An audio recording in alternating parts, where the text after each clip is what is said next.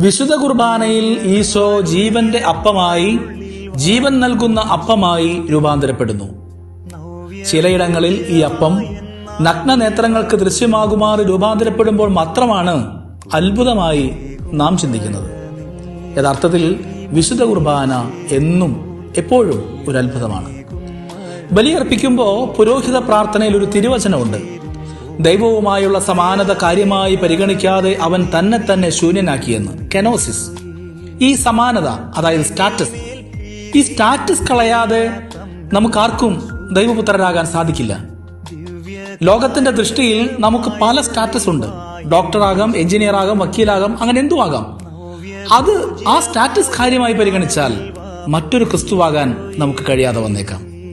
നമുക്ക് വേണ്ടി മനുഷ്യാവതാരം ചെയ്ത ദൈവം ഒരു വേള തന്റെ ഒറിജിനൽ സ്റ്റാറ്റസിലേക്ക് മാറിയതിന്റെ ആഘോഷമാണ് രൂപാന്തരീകരണ തിരുനാൾ.